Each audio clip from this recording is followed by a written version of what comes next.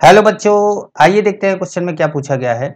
Which primitive unit cell has unequal edge length, A B C तीनों equal नहीं है, and all axial angle different from 90 degree.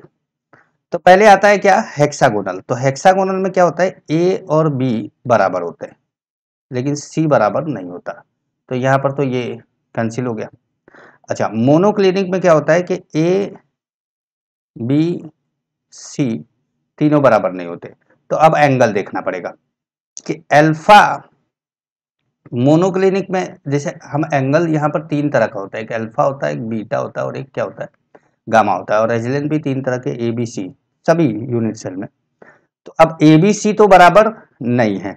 अब क्या होता है कि अल्फा बीटा तो 90 डिग्री है लेकिन गामा क्या है, 90 डिग्री नहीं है।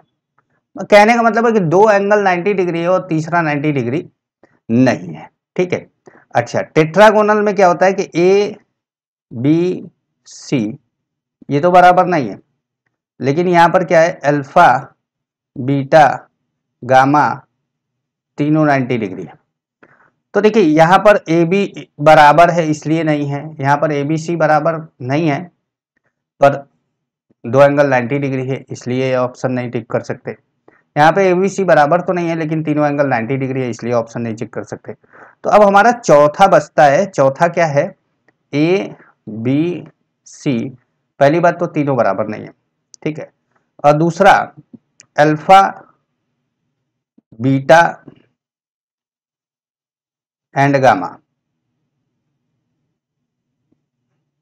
ये तीनों क्या है, 90 डिग्री नहीं है। समझ में आया?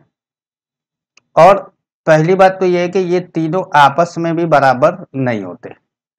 तो कुल मिला जुला कर बात यह है कि हमारा जो आंसर होगा वो क्या होगा, ट्राई क्लिनिक। आई होप आप लोग ये बात समझ पाए होंगे। Best of luck.